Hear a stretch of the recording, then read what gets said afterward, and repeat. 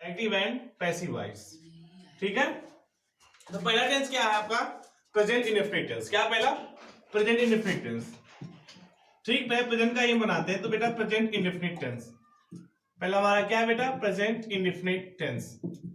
तो ये आपका जो हिंदी से इंग्लिश ट्रांसलेट करने का जो रूल होता है, रूल आपका क्या होता है बेटा? स्ट्रक्चर जो उसका बनता है, सब्जेक्ट लगाते हो, क्या लगाते हो? नोट कर लो इसको, फटाफट नोट कर लो बेटा।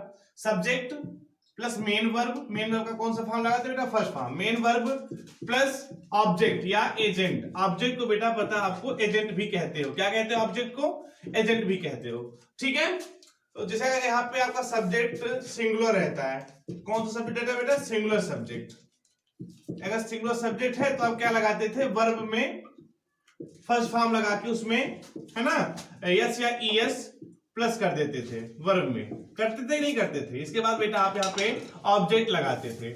ऑब्जेक्ट लगाते थे ना, और यही पे अगर आपका नोट कर लो इसे, अगर प्लूरल सब्जेक्ट होता है, प्लूरल सब्जेक्ट अगर आपका होता था, डायरेक्टली आप वर्ब का फर्स्ट फॉर्म लगाते हो। वर्ब का बेटा कौन सा फॉर्म लगाते थे? डायरेक्टली वर्ब का फर्स्ट फॉर्म प्लस ऑब्जेक्ट या एजेंट।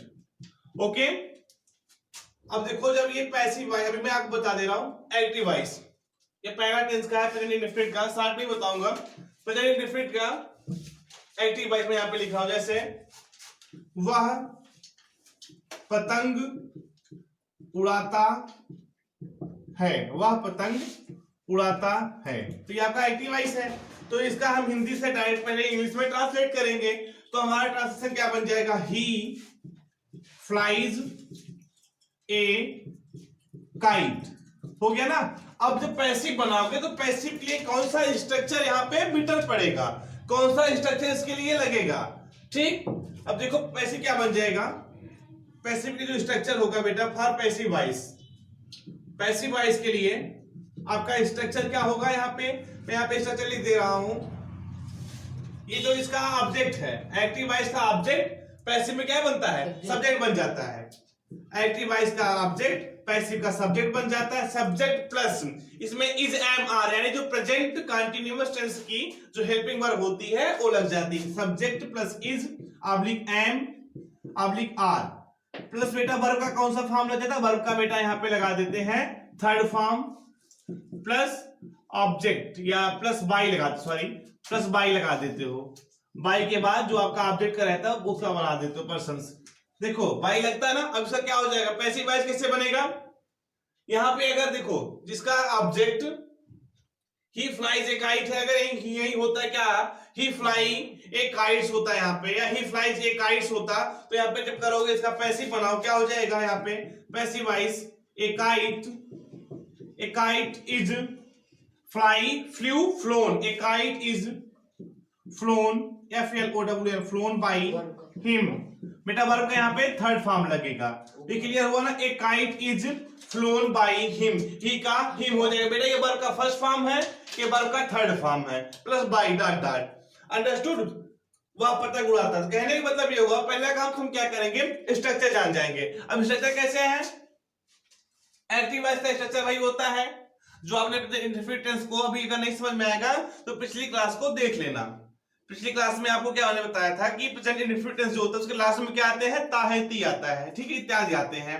अब जो उसका ट्रांसलेशन करते हो, अगर आपका सब्जेक्ट यानी सिंगुलर एक वचन ही सी इट एंड नेम्स है, तो एक वचन कर्ता के साथ मेन वर्ब के जो फर्स्ट फॉर्म होता है उसमें यस या ईएस लगाते हो। इसके बाद क्या करते हो बेटा? ऑब्जेक्ट यानी एजेंट लगा दिया जाता है।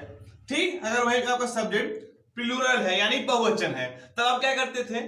मेन वर्ब का फर्स्ट फॉर्म लगाने के बाद कुछ नहीं करते थे वहां पे। अब जो प्लूरल सब्जेक्ट क्या होते हैं? आई, वी, यू एंड दे होता है। ठीक, ये आपका एक्टिव वॉइस का पहला एग्जांपल क्या था? वह पतंग उड़ाता है। अब देखो इसमें वह क्या है बेटा? सब्जेक्ट है, ही हो गया, इसकी स्पेलिंग ही बन गई। फॉर मेल के लिए ही के लिए सॉरी ही लगता है, और फीमेल के लिए स्त्रीलिंग वहां पे है तो वह के लिए सी लगता है।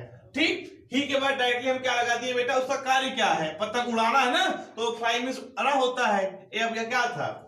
मेन वर्ब के साथ यस या ईएस लगा देते हैं, तो फ्लाई FLY, फ्लाई में यस लगाओगे तो नहीं लेंगे, FLYS नहीं बन पाएगा। तो यहाँ पे क्या हो जाएगा? फ्लाइज, ही फ्लाइज FLYES, ही फ्लाइज ए काइट।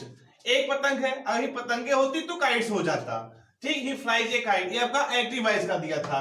अब इसका जब पैसिव बनाओगे तो पैसिव वॉइस में क्या होता है, जो एक्टिव वॉइस का ऑब्जेक्ट होता है, पैसिव वॉइस में वही सब्जेक्ट बन जाता है, उसके अकॉर्डिंग हेल्पिंग वर्ब लगती है उसके। अभी जैसे यहाँ बताओ सर यहाँ तो ही था, जब आप पैसिव बनाते हैं यहाँ पे एक काइट्स होता तो यहाँ पे क्या हो जाता है, a kites are flown by him, लेकिन यहाँ पे सिंगल क्या है, एक काइट की बात आई ना, तो एक काइट यहाँ पे क्या था, ये ऑब्जेक्ट था, इसका क्या बन गया, सब्जेक्ट बन गया ना। एक काइट इज कहां से आ गया बेटा, इज आपका आ गया आपके according to our structure, according to our rule, क्या था, मैंने लिखा था subject plus is am are या वर्ब का थर्ड फॉर्म प्लस बाई, ठीक।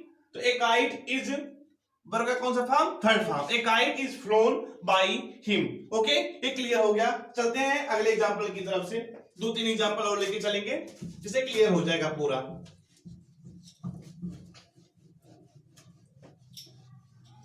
दूसरा एग्जांपल क्या है, राम केला खाता है, राम केला खाता है, ये हमारा सब्जेक्ट सिंगुलर है क्योंकि राम तो नाम है, सिंगुलर सब्जेक्ट में नाम भी आता है, तो राम मेन वर्ब के साथ बेटा यस है, yes Ram it's a banana, Ram it's a banana. अब देखो इसका पैसिव कैसे बन जाएगा, हाँ देखते बेटा, ये क्या था आपका एक्टिव वॉइस था, ये आपका एक्टिव वॉइस था। अब पैसिव इसका बनाना है तो कैसे बनाएंगे, पैसिव में देखते बेटा, ए बनाना इज क्यों लगा, क्योंकि यहाँ पे जो सब्जेक्ट है आपका, ये सब्जेक्ट ये आपका सिंगुलर है, क्या सब्जेक्ट बेटा, ये आपका ये सिंगुलर सब्जेक्ट है। अब रूल के हिसाब से हम यहाँ पे इज लगा देंगे, हेल्पिंग वर्ब, ए सब्जेक्ट क्या है, ए बनाना इज, ईट का कौन सा फॉर्म लग जाएगा, यहाँ पे थर्ड फॉर्म लग जाएगा। ईट का फर्स्ट फॉर्म ईट ही होता है, सेकंड फॉर्म एट होता है, थर्ड फॉर्म ईटेन होता है, फोर्थ फॉर्म यानी आईएनजी वाला फॉर्म ईटिंग हो जाता है।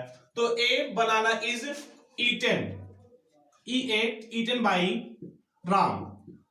अगर इसकी हिंदी निकाली कैसे होगा, एक केला राम के द्वारा खाया जाता है, ठीक है। क्या हो गया बेटा, आपका पैसिव वॉइस हो गया, ये आपका पैसिव वॉइस हो गया, ये सिंगुलर सब्जेक्ट के हो गए। चलते हैं बेटा हम कुछ प्लूरल पे, जैसे मैं कलम खरीदता हूं, मैं कलम खरीदता हूं, ठीक। क्या हो जाएगा, आई बाई ए पेन, ठीक। ये आपका इंडेफिनिट में प्लूरल है, लेकिन इसमें भी जब आप इसका पैसिव बनाओगे, ये आपका एक्टिव वॉइस है, क्या है ये, एक्टिव वॉइस। पैसिव बनाओ क्या बन जाएगा पैसिव इसका, ए pen is by bought, a pen is bought by BOUGHT bought by me, a pen is bought by me, ये पैसिव वॉइस हो गया।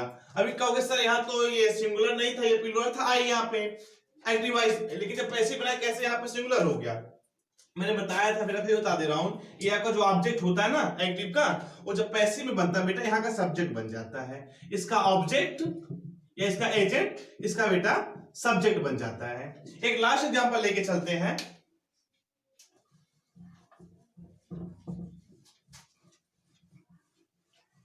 लास्ट एग्जांपल क्या है, एक प्लूरल लेके चलते हैं, जैसे वह किताबें खरीदता है, वह किताबें खरीदता है, क्या हो जाएगा, ही बाई मींस खरीदना है, परचेजेस हो जाएगा, यहाँ पे क्या लगा दो, परचेजेस लगा दो, ही परचेजेस या बाइस, ही परचेजेस बुक्स। अब यहाँ पे देखो बुक्स आ गया ना, अब इसका जब पैसिव बनेगा तो क्या हो जाएगा, books are ARER purchased, books are purchased by him.